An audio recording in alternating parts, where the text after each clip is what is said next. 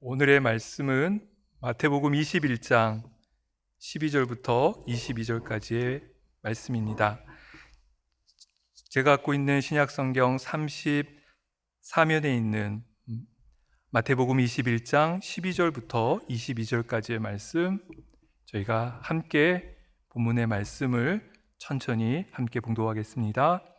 예수께서 성전에 들어가사 성전 안에서 매매하는 모든 사람들을 내쫓으시며 돈 바꾸는 사람들의 상과 비둘기 파는 사람들의 의자를 둘러 엎으시고 그들에게 이르시되 기록된 바 내 집은 기도하는 집이라 일컬음을 받으리라 하였거늘 너희는 강도의 소굴을 만드는도다 하시니라. 맹인과 저는 자들이 성전에서 예수께 나아오매 고쳐주시니 대제사장들과 서기관들이 예수께서 하시는 이상한 일과 또 성전에서 소리질러 호산나 다윗의 자손이여 하는 어린이들을 보고 노하여 예수께 말하되 그들이 하는 말을 듣느냐. 예수께서 이르시되 그렇다 어린아이가 젖먹이들의 입에서 나오는 찬미를 온전하게 하셨나이다 함을 너희가 읽어본 일이 없느냐 하시고 그들을 떠나 성 밖으로 베다니에 가서 거기 요하시니라. 이른 아침에 성으로 들어오실 때에 시장하신지라. 길가에서 한 무화과 나무를 보시고 그리로 가사 잎사귀밖에 아무것도 찾지 못하시고 나무에게 이르시되 이제부터 영원토록 내가 열매를 맺지 못하리라 하시니 무화과 나무가 곧 마른지라. 제자들이 보고 이상히 여겨 이르되 무화과 나무가 어찌하여 곧 말랐나이까. 대답하여 이르시되 내가 진실로 너희에게 이르노니 만일 너희가 믿음이 있고 의심하지 아니하면 이 무화과 나무에게 된 이런 일만 할 뿐 아니라 이 산더러 들려 바다에 던져지리라 하여도 될 것이요 너희가 기도할 때에 무엇이든지 믿고 구하는 것은 다 받으리라 하시니라. 아멘. 어느 허영심이 많은 부자가 있었습니다. 이 부자가 비싼 값을 지불하고 아주 멋진, 아주 훌륭한 그림을 구입을 해서 자신의 응접실에다가 그렇게 걸어두었습니다. 이 허영심 많은 부자는 아침에 일어날 때마다 자신의 영접실로 가서 걸려있는 그림을 보고 얼굴에 항상 미소를 지었습니다. 만면에 웃음이 가득했지요. 하지만 이 허영심 많은 부자의 시선은 그림이 아니라 그림 제일 밑에 있는 이 그림의 가격표 거기를 항상 향하고 있었습니다. 이 허영심 많은 부자는 이 그림에 대한 관심보다는 이 그림이 비싼 그림이라는 것을 과시하고 싶은 마음에 그림을 구입을 했고 자신의 응접실, 거실 가장 잘 보이는 곳에 걸어두었던 것이었습니다. 이 집에서 일하고 있는 어느 한 소녀가 있었습니다. 이 소녀가 이 주인의 응접실을 청소하다가 이 그림을 보게 되었죠. 이 소녀는 깜짝 놀랐습니다. 그림이 주는 감동에 어쩔 줄을 몰라 하며 크게 탄성을 지르며 놀랐습니다. 그 다음 날부터 이 소녀의 하는 일 중에 가장 첫 번째 하는 일 중에 하나가 이 그림 앞에 가서 이 그림을 넋놓고 바라보며 구경하는 것이었죠. 그러던 어느 날 이 허영심 많은 부자가 자신의 친한 친구들을 초대해서 거실에서 응접실에서 잔치를 벌이게 되었습니다. 부자가 친구들에게 이 그림을 그렇게 소개하며 아주 유명한 그림이라고 이야기를 했었죠.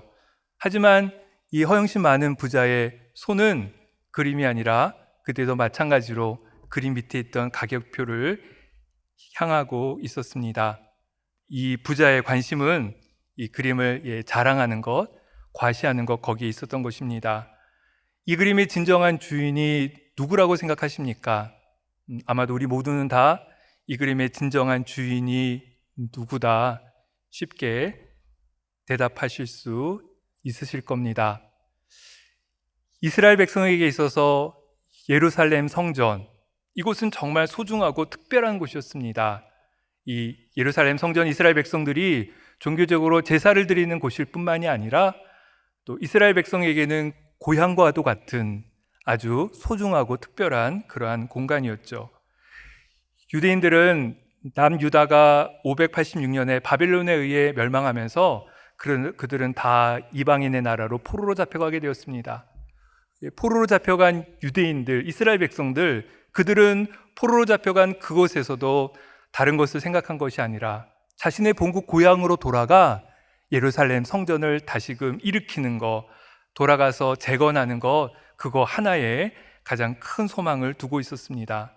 항상 그들은 이 예루살렘 성을 생각하고 있었죠. 예루살렘 성에, 예루살렘 성전에 대한 그 마음을 결코 버리지 못하고 있었습니다.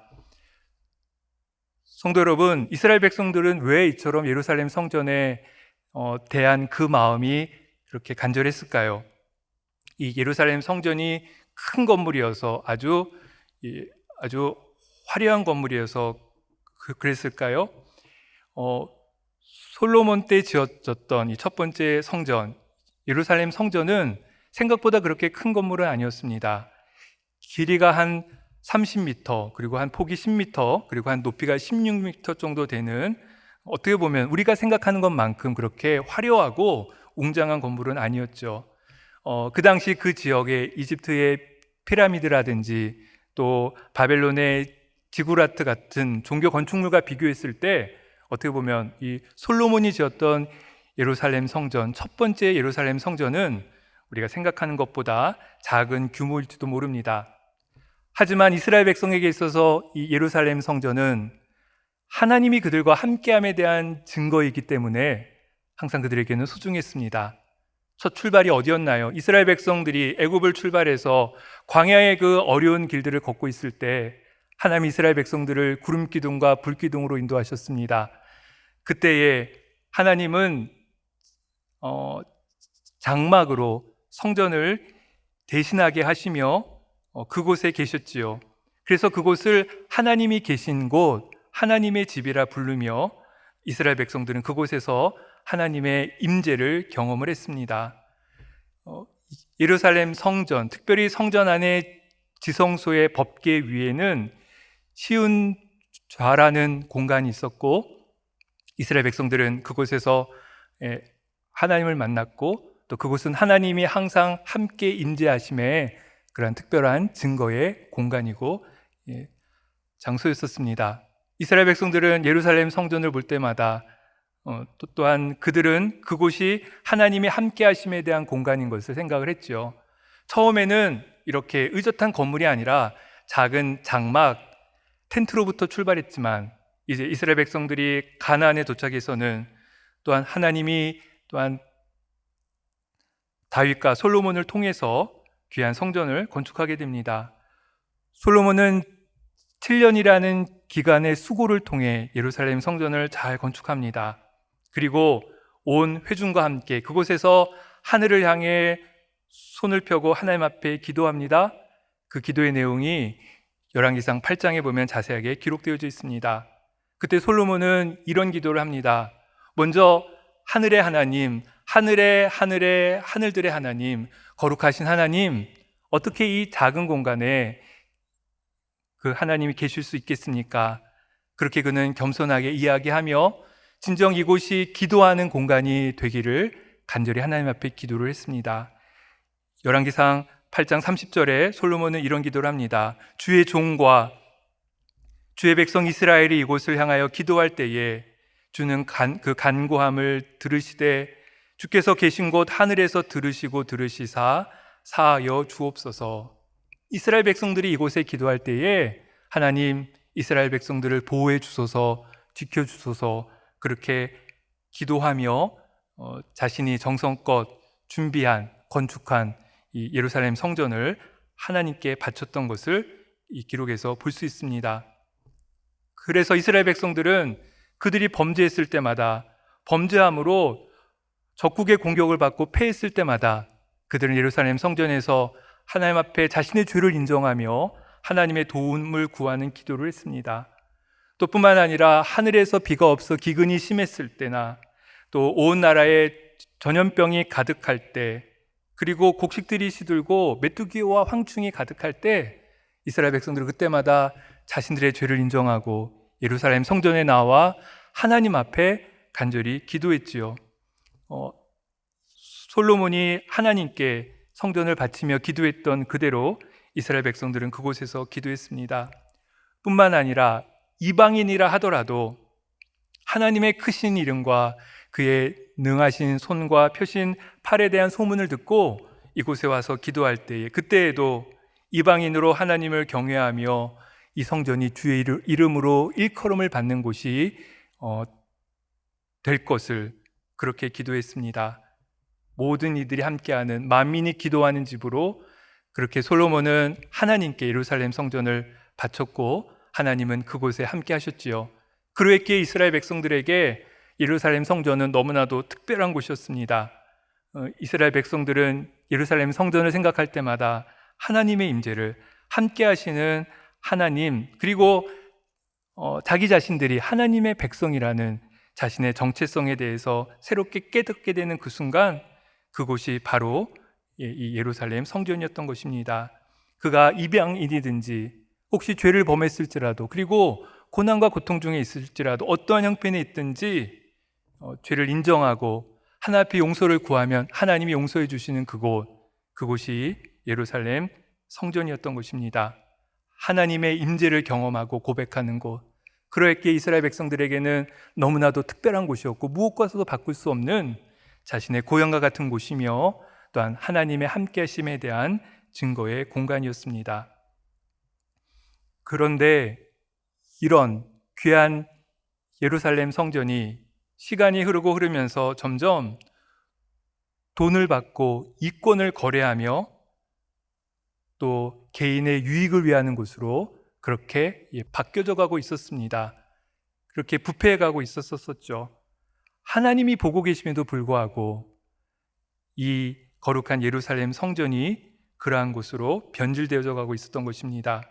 그래서 오늘 13절 말씀 가운데 우리 주님께서 지금 예루살렘 성전을 깨끗게 하시는 이 본문의 말씀 가운데 이런 엄한 경고의 말씀을 하고 계십니다. 본문 13절의 말씀이지요. 그들에게 이르시되 기록된 바 내 집은 기도하는 집이라 일컬음을 받으리라 하였거늘 너희는 강도의 소굴을 만드는도다 하시니라. 강도의 소굴을 만들었다. 기도하는 집, 만민이 기도하는 집을 강도의 소굴로 만들었다. 우리 주님 엄하게 지금 책망하고 계십니다. 지금 예수님께서 성전에 들어가셔서 성전에서 매매하는 사람들을 내쫓으시며 또 돈 바꾸는 사람들의 상과 비둘기 파는 사람들의 의자를 둘러엎으시면서 지금 이런 엄한 말씀을 하고 계신 것이지요. 너희들이 강도의 소굴을 만들었다. 거룩한 하나님이 계신 이 집을, 만민이 기도하는 이 집을, 하나님께 나와 자신의 죄를 인정하고 하나님의 용서를 구해야 될 바로 그 거룩한 그곳을 너희들이 강도의 소굴을 만들었다. 지금 예수님 엄한 진노의 말씀, 엄한 책망의 말씀을 하고 계십니다. 잘 아시는 것처럼 이스라엘 백성은 이 성전에 나와 소나 양이나 비둘기를 제물로 삼아서 그러한 동물을 태워서 하나님 앞에 제사, 번제를 드렸습니다. 이때 제물로 바쳐줄 그러한 짐승들은 항상 성전 뜰에서 검사하는 그러한 과정을 거쳤습니다. 그래서 검사를 통과해야만 그 동물이 온전해야만 그 가축을, 그 동물을 하나님 앞에 번제로 드리는 제사의 제물로 삼았던 것이죠. 만일 그 제물에 하자가 있는 경우에 제사를 드리러 온 사람은 성전 밖에 시장에 가서 다시 온전한 제물을 사와서 다시 제물로 바쳐야만 했습니다. 그런데 그런 과정 가운데서 성전 밖에 있어야 될 시장이 점점 성전 안으로 들어오게 되었고, 오늘 본문에서 같이 성전 안에서 이렇게 동물을 사고 파는, 매매하는 일들이 벌어지게 되었던 것입니다. 이 성전을 지키며 또 성전의 거룩함을 이어가야 할 대제사장과 서기관들이 성전에서 이처럼 매매하는 것을 허락했던 것이지요. 그리고 시간이 흘러 이 대제사장과 백성의 서기관들, 그들은 자신의 종교적인 권위를 이용해서 이권을 챙기게 됩니다. 아무리 밖에서 깨끗한 동물을 다시 사와도 그 재물은 하자가 있다 거절했던 것이지요. 오직 성전 안에 지정된 장소에서 구입하는 동물에 대해서만 그들은 인정을 했고 그것을 제물로 바치게 했던 것입니다. 그 과정 가운데서 많은 이권이 오고 가게 되었고 그것으로 인해서 종교 지도자들은 돈을 버는 그러한 행태를 벌였던 것입니다. 예수님의 책망처럼 진정 예루살렘 성전이 거룩한 하나님이 계신 곳이 아니라 강도의 소굴로 변질이 되었던 것이지요. 그리고 이스라엘 백성들은 어른이 되면, 성인이 되면 이 성전에다가 성전세를 바쳐야 했습니다. 당시에 통용되던 동전에는 로마 황제의 얼굴이 그려져 있었기 때문에 그 동전으로 하나님의 성전에 바치는 것은 많은 유대인들이 하나님을 모욕하는 일이라 생각을 했지요. 그래서 유대인들이 성전에 바칠 목적의 전용 동전인 세계를 만들게 되고, 이처럼 성전에 바칠 돈으로 돈을 바꾸는, 환전하는 일이 있게 되었던 것입니다. 그런데 문제는 똑같은 금액으로 환전했던 것이 아닙니다. 이 2배 되는 금액으로, 그보다 더 많은 돈을 받아야만 성전에서 바칠 수 있는 이 성전용 동전으로 교환을 해주었던 것이었고, 그 과정 가운데서 또 많은 사람들이 이권을 차지하며 성전 안에서 거래하는 일들이 벌어지게 되었던 것입니다. 그 과정 가운데서 막대한 돈을 벌어들인 사람들이 있었고, 그것은 즉 강도가 행하는 것과 똑같은 것이었었죠. 그래서 오늘 본문에서 예수님, 너희가 강도의 소굴을 만들고 있다, 엄하게 책망하고 계십니다. 가장 먼저는 거기서 거래하며 장사하는 장사꾼들에 대해서 예수님 분노하며 말씀하셨습니다. 하지만 더 근본적으로 그 모든 것들을 허락해 주었던 대제사장과 종교 지도자들, 하나님이 계신 집인 거룩한 성전을 종교 건물로 만들어버린 그들에 대해서 지금 예수님 엄한 책망의 말씀을 하고 계십니다. 기도의 집이, 만민의 기도의 집이 이처럼 강도의 소굴이 된 것을 안타까워하셨던 예수님, 좀처럼 누군가를 향해 화내시거나 분노하지 않으셨던 예수님, 우리가 알듯이 온유하며 끝까지 참으셨던 예수님, 하지만 이것만큼은 그냥 그대로 보고 계실 수 없었기에 지금 엄하게 그들을 책망하고 계셨던 것입니다. 그래서 이런 심각한 문제를 아셨기에 지금 예수님 성전에서 매매하는 모든 사람들을 내쫓으셨고, 또 돈 바꾸는 사람들의 상과 비둘기 파는 자들의 의자를 둘러 엎으셨습니다. 이 모든 것들이 다 드러남에도 불구하고, 하나님이 다 알고 계심에도 불구하고 자신의 잘못을 회개하며 돌이키지 않는 그들의 모습에 대해서 예수님 엄하게 책망하고 계신 것입니다.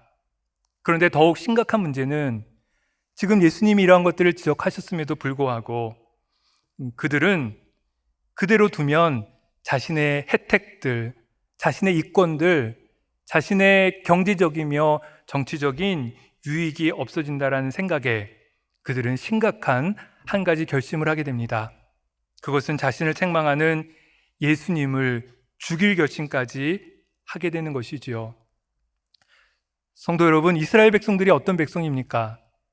그들은 하나님의 택함을 받은 하나님의 선민입니다. 그들에게는 하나님께서 직접 적어주신 십계명이 있었고, 또 그들의 삶이 복되기를 원하신 하나님의 간절한 마음이 담긴 귀한 계명들이 있었습니다.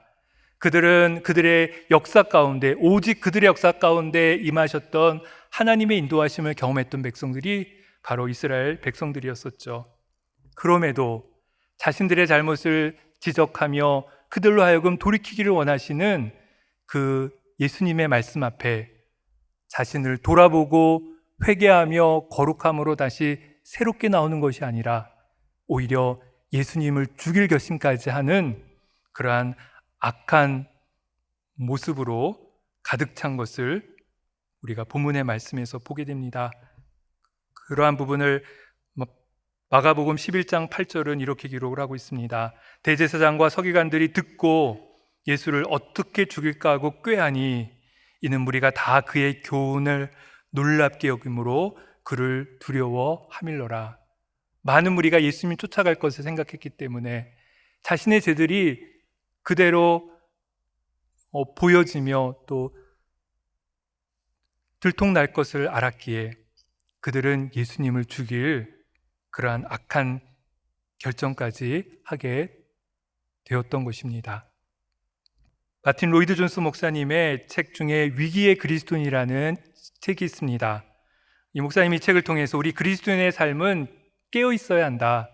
그리스도인의 삶에 있어서 중요한 한 가지는 깨어 있습니다. 이야기하면서 이 깨어 있음의 중요성을 이렇게 설명을 합니다. 가장 첫 번째, 왜 우리는 깨어 있어야 하는가? 깨어 있음의 이유가 무엇인가? 그것은 우리 그리스도인의 삶이 영적 전투이기에 그리스도인은 늘 깨어 있어야 된다 설명해 주고 있습니다.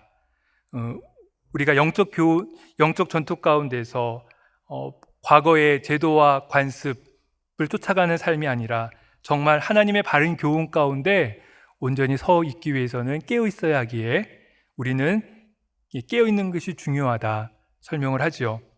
또 두 번째, 우리는 무엇에 대해서 깨어 있어야 되는가? 가장 먼저는 자기 자신에 대해서 깨어 있어야 된다 설명합니다.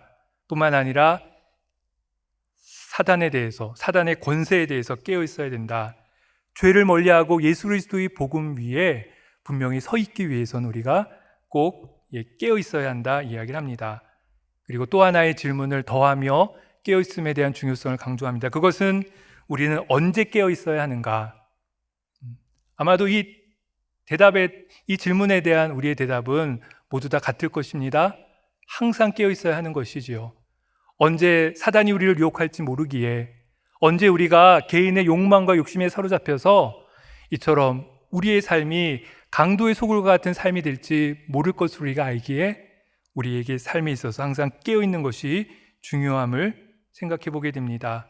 과거의 제도, 전통, 관습, 그것에 사로잡지 않기 위해서는 익숙한 것을 쫓아가는 가운데 바른 교훈과 하나님의 진리의 말씀에서 벗어나지 않기 위해서는 깨어있음이 중요한 것이죠. 그렇지 않으면 언제 우리가 하나님을 거역할지, 하나님을 부인하고 성령을 거스릴지 알지 못하는 일이기에 우리의 삶에 있어서 깨어있음은 너무나도 중요합니다. 이스라엘 백성들이 거룩한 하나님이 계신 성전을 강도의 소굴로 어느덧 생각지 못한 순간 그들이 깨어있지 못함으로, 그리고 자기의 이권에 눈이 가려져서 그렇게 어리석은 악한 행동을 했던 것처럼 우리도 어느 순간 그런 자리에 서 있을지 알지 못할 일이기에 항상 깨어있음이 중요함을 우리가 잊지 말아야 될 것입니다. 오늘 함께 읽은 본문이 이처럼 예수님이 성전을 깨끗게 하신 이 사건과 함께 예수님께서 베다니에서 예루살렘으로 가시는 중에 무화과 나무와 관련된 아주 특별한 본문에 대한 말씀을 기록을 하고 있습니다. 예수님께서 베다니에서 지금 예루살렘으로 가시는 길에 한 무화과 나무를 보시게 되었습니다. 그래서 혹시나 과일이 있을까, 무화과 나무에 열매가 있을까 하고 가까이 가셨는데 이 무화과 나무에서 아무것도 얻지 못하고 잎만 무성한 것을 예수님께서 보게 되셨지요. 그때 예수님께서 오늘 함께 읽은 본문 19절에서 같은 이러한 참 심각한 말씀, 어떻게 보면 저주의 말씀을 이렇게 하십니다. 길가에서 한 무화과 나무를 보시고 그리로 가사 잎사귀밖에 아무것도 찾지 못하시고 나무에게 이르시되 이제부터 영원토록 내가 열매를 맺지 못하리라 하시니 무화과 나무가 곧 마른지라. 아무런 열매를 맺지 못했던 그 무화과 나무를 향해 예수님께서 이제부터는 영원히 아무런 열매를 맺지 못할 것이다, 그러한 말씀을 하십니다. 이 말씀을 이상하게 생각한 예수님의 제자들이 예수님께 오늘 21절에서 같이 이상히 여기며 질문을 하자 예수님께서 또다시 21절에서 구체적으로 또한 이러한 말씀을 해주고 계십니다. 예수께서 대답하여 이르시되 내가 진실로 너에게 이르노니 만일 너희가 믿음이 있고 의심하지 아니하면 이 무화과 나무에게 된 이런 일만 할 뿐 아니라 산더러 들려 바다에 던지라 하여도 될 것이요. 오늘 이 본문의 말씀은 하나의 상징적인 이적이며 계시의 사건입니다. 본문의 말씀은 앞에서 보았던 성전을 깨끗게 하셨던 이 예수님의 행동, 예수님의 사건과 서로 연결되는 본문의 말씀이지요. 지금 이 본문에 아무런 열매도 맺지 못하는 무화과 나무, 이 무화과 나무는 유대교 그리고 지금 강도의 소굴이 된 예루살렘 성전을 가리키고 있는 것입니다. 무화과 나무, 과실을 맺어서 과실을 통해 자신의 재기능을 해야 될 그 무화과 나무가 아무런 재기능도 하지 못하는 그 상태, 그것이 바로 예루살렘 성전이 강도의 소굴과 같이 된 그 상태와 같은 것이다. 이 특별한 계시의 사건을 통해서 지금 말씀해 주고 계신 것입니다. 이제 예루살렘 성전의 시대가 다 끝났음을, 이제 우리가 하나님을 만나고 하나님의 임재를 경험하는 것이 특정한 장소 또한 제사 방법이라는 특별한 방식을 통해서만이 아니라 그 모든 것들이 끝났음을, 그렇게 오늘의 본문의 말씀을 통해서 계시적인 상징의 사건으로 보여주고 계십니다. 잘 알듯이 우리 예수님 십자가에 죽으실 때 성전과 지성소를 구분하던 휘장이 위로부터 아래로 끊어졌던 그 사건과 같이 헤롯이 만들었던 이 예루살렘 성전은 지은 지 5년 만에 다 무너지게 됩니다. AD 70년 유대전쟁이 발발하면서 이 예루살렘 성전, 헤롯 왕이 짓게 된 후에 지어진 이 예루살렘 성전, 돌 위에 돌 하나도 놓여지지 못할 정도로 처참하게 부서지는 그 사건이 벌어지지요. 그리고 오직 이 광장 서편에 있는 통곡의 벽만 그렇게 존재하게 됩니다. 그것이 오늘의 예루살렘 성전의 모습이고, 이처럼 아무런 열매도 맺지 못하는 무화과 나무처럼 이제 예루살렘 성전의 시대는 지나고 이제 하나님 예수 그리스도 안에서 하나님이 역사하신 새로운 구원의 역사 가운데 새로운 시대가 이루어짐을 보여지게 될 것임을 이 무화과 나무의 비유를 통해서 지금 예수님 우리에게 말씀해 주고 계신 것이지요. 이스라엘에서 한참 전투가 벌어지고 있을 때 그 전투 상황을 취재하던 어느 한 기자가 있었습니다. 이 기자가 이 예루살렘 성전, 특별히 통곡의 벽과 관련된 아주 특별한 이야기를 듣게 되었습니다. 그것은 어느 한 노인이 매일마다 하루에 아침 저녁으로 2번씩 통곡의 벽에 와서 기도한다라는 이야기를 듣게 된 것입니다. 이 기자가 궁금해서 또 관심을 갖고 하나의 기사거리가 될 것 같아서 그 통곡의 벽을 찾아가 보았더니 정말로 한 노인이 통곡의 벽 앞에서 아침 저녁으로 기도하고 있는 것입니다. 기자가 이 노인에게 질문했습니다. 할아버지, 언제부터 통곡의 벽에 와서 기도를 올리기 시작하셨어요? 50년 전부터 기도하고 있지. 지금 무슨 기도를 올리고 계신가요? 유대인과 아랍인들 간의 평화를 위해서, 그리고 우리의 자녀들이 안전한 환경에서 사이좋게 지내게 해달라고 내가 기도하고 있지. 그렇게 대답을 해줬다고 합니다.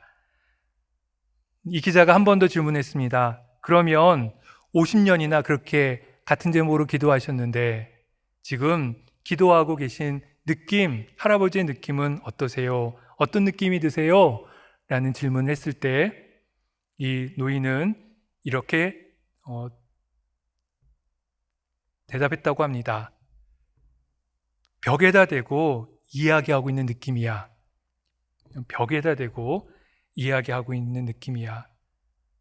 즉 과거의 제도와 전통과 관습을 쫓아 율법을 따라 그냥 그 시간에 가서 기도했던 것 뿐인 것이죠. 아무런 열매 맺지 못하는 그러한 기도를 하고 있었던 것입니다. 열매 맺지 못하는 나무와 같이 습관을 쫓아가서 기도했던 그 기도는 온전한 기도일 수 없었고 또 진정한 믿음의 기도가 아니었던 것입니다. 하나님을 경험함으로 온전히 하나님을 구하며 구하는 기도, 그런 기도가 아니었던 것이지요. 성도 여러분, 예수 그리스도의 복음은 우리 모두를 하나님의 거룩한 전, 성전이다 우리에게 말씀합니다. 그러하기에 각자 성전인 우리들은 무화과 나무, 풍성한 열매를 맺는 무화과 나무처럼 풍성한 열매를 맺는 것이 마땅하지요. 여러분들은 여러분들의 삶에 풍성한 열매를 맺고 계십니까? 바울은 고린도전서 3장 16절과 17절을 통해 성전인 우리에 대해서 이렇게 말씀해 주고 있습니다.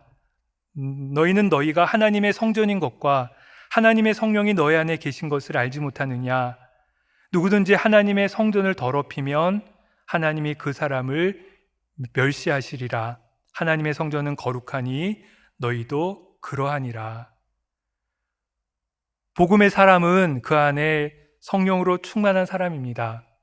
거룩한 성전으로 거룩한 삶을 지향하며 자신을 깨끗게 하는 사람이지요. 그것을 통해 풍성한 열매를 맺는 그들이 복음의 사람이고 하나님의 사람인 것입니다. 만민이 기도하는 거룩한 하나님이 계신 집에 나와 기도하는 사람, 기도하며 자신을 온전히 드리는 그 사람이 진정 복음의 사람이고 성령 안에서 거듭난 성전으로 살아가는 사람인 것을 우리가 잊지 말고 기억해야 합니다. 하나님 앞에 나와 신령과 진정으로 예배드림으로 기도하는 그 사람, 그리고 각자에게 주신 은사대로 자기의 삶의 열매를 맺어가는 그 사람, 하나님이 주시는 믿음의 분량대로 하나님께 영광을 돌리며 하나님의 능력과 은혜를 증언하는 그 사람이 진정 복음의 사람임을, 또 풍성한 열매를 맺는, 자기에게 허락된 그 열매를 온전히 맺는 열매 맺는 무화과 나무와 같은 존재인 것을 우리가 잊지 말고 기억해야 할 것입니다. 하나님을 알지 못하는 사람들, 거듭나지 못한 그리스도인들은 이것을 깨닫지 못하지요. 오직 복음의 사람이어야만 온전히 깨어있으므로 세상의 유익과 지혜가 아니라 하나님이 주시는 지혜 속에 귀한 복음의 사람으로 열매 맺는 삶을 살 수 있는 것입니다. 나는 복음의 사람인지 우리가 우리 스스로에게 다시금 물어야 할 것입니다. 하나님의 성전으로 온전히 자신을 하나님께 드리기에 힘쓰는 사람인지, 아무런 열매 맺지 못하는 죽은 무화과 나무가 아니라 하나님이 허락하여 주신 하나님의 말씀에 순종함으로 그 열매를 맺는 열매 맺는 무화과 나무인지 우리 스스로에게 깊이 질문해야 할 것입니다. 고아의 아버지라 불리는 조지 뮬러, 어느 분이 조지 뮬러 목사님을 찾아가 질문을 했습니다. 목사님은 어떻게 삶을 사시기에 그처럼 헌신하는 삶을, 풍성한 열매 맺는 삶을 살고 계십니까? 목사님의 첫 대답은 이것이었습니다. 내가 철저하게 죽는 날이 있었습니다. 내가 철저하게 죽는 날이 있었습니다. 그리고 계속해서 이렇게 이 질문에 목사님은 이야기를 해주었습니다. 그날은 조지 뮬러가 완전히 죽는 날이었습니다. 저의 평판, 선택, 내가 좋아하는 거, 싫어하는 거, 원망, 모든 것들이 죽게 되는 그때였고, 그리고 그것에 대해서 저는 조금도 개의치 않게 되었죠. 이 세상의 칭찬도, 세상의 비난에 대해서도 완전히 죽었습니다. 또 형제나 친구들의 칭찬이나 비난에도 완전히 죽었습니다. 그날 이후 저는 하나님께서 저에게 어떤 칭찬을 하실까라는 데만 저의 마음을 쓰는 사람으로 완전히 바뀌게 되었습니다. 그렇게 고백했다고 합니다. 자신이 죽음으로 변화되었던 그날, 나의 유익, 나의 이익, 나의 권위와 권력이 아니라 그것들을 다 내어놓고 그 가운데 하나님이 맺으시고자 하는 그 열매를 맺기를 소망하는 그 삶으로부터 조지 뮬러의 삶에 변화가 있었던 것이지요. 그의 삶에 하나 둘씩 열매를 맺을 수 있었던 것입니다. 우리가 하나님 안에서 우리의 삶에 열매를 맺기 원한다라면 우리는 예수 그리스도 안에 있어야 합니다.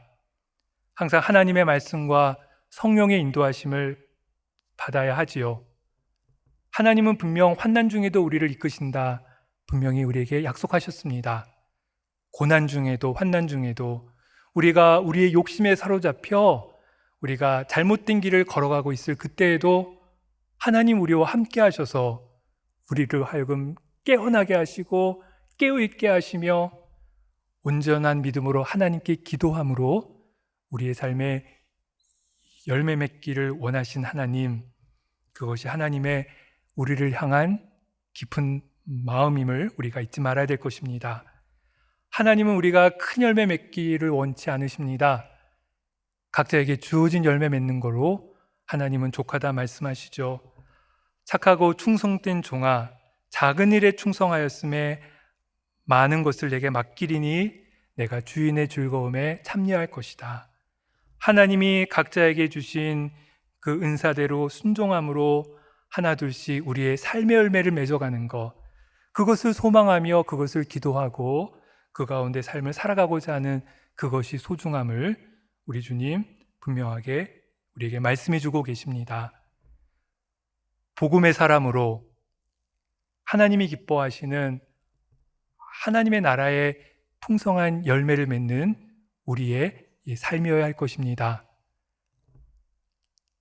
주님께 나와 하나님이 계신 곳에서 기도함으로 우리에게 주신 은사대로 순종함에 풍성한 열매를 맺는 우리 모든 하나님의 자녀의 우리의 삶의 모습이기를 간절한 마음으로 기도드립니다. 우리 함께 기도하겠습니다. 하늘에 계신 우리 아버지여, 이름이 거룩히 여김을 받으시오며 나라의 임하옵시며 뜻이 하늘에서 이룬 것 같이 땅에서도 이루어지이다.